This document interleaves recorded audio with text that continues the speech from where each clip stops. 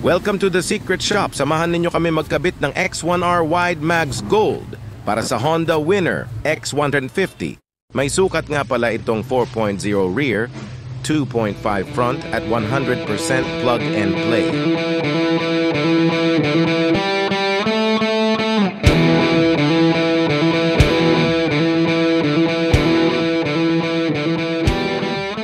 Tara, simulan na natin.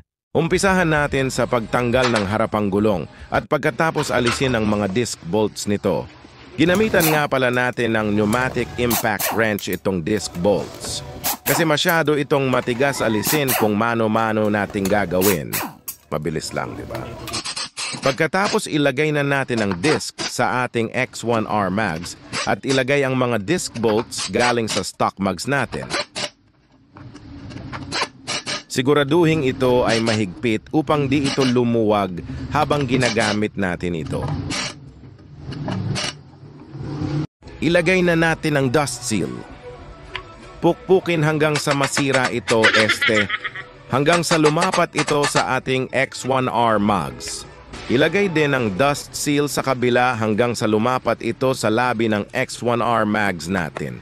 Gumamit nga pala ako ng socket na 22 para sakto lang sa dust seal para mailapat ito. Ito na siya, naka-ready na. Pagkatapos nga natin baklasin ang harapang gulong, sunod naman nating baklasin itong likod na gulong at kailangan nating gumamit ng 19mm socket at 14mm socket para dito.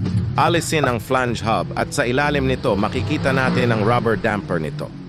Alisin din natin ang rubber damper dahil gagamitin natin ito sa ating X1R mags mamaya.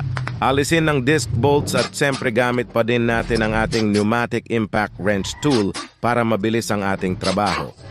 Alisin na rin natin ang spacer at dust seal.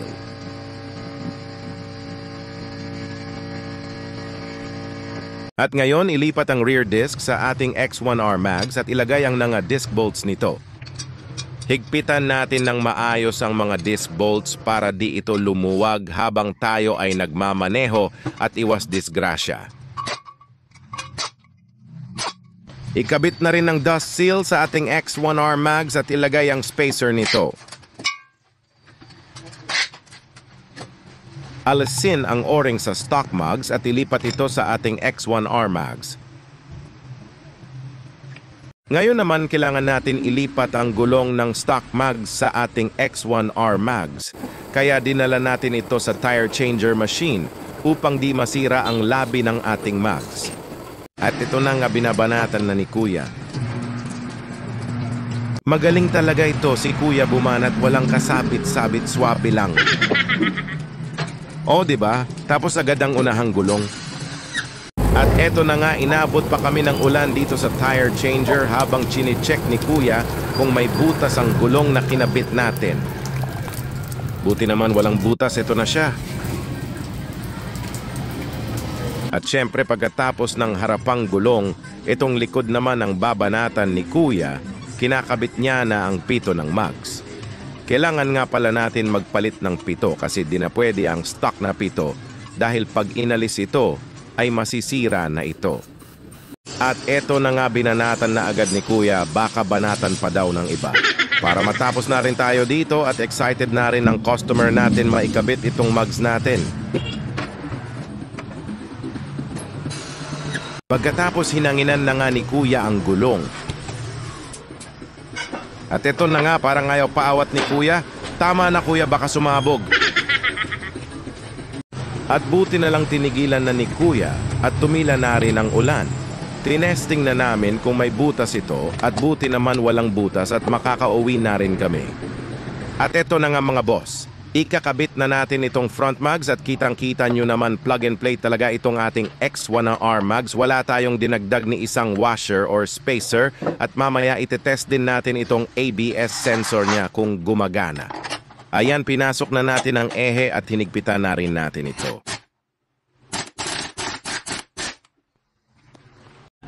At ito na nga, ikutin natin ang front mags para ma-check natin kung walang sabit mga bossing. Kita nyo naman swabe, di ba? Tapos na tayo sa harap, Eto namang sa likod mga bossing, ikinakabit na nga natin itong rubber damper dito sa X1R mugs natin at pagkatapos ay ikakabit na rin natin ang flange hub.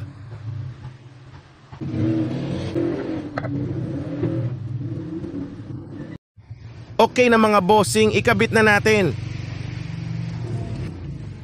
At ito na nga mga bossing, pinapasok na natin ang ehe. Kunting pukpok at kunting silip. Pasok sa banga.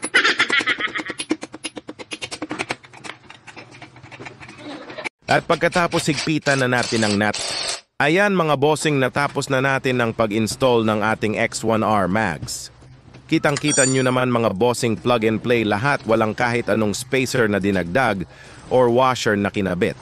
Ngayon testing natin i-drive para ma-check natin kung gumagana ang ABS sensor ng Winner X.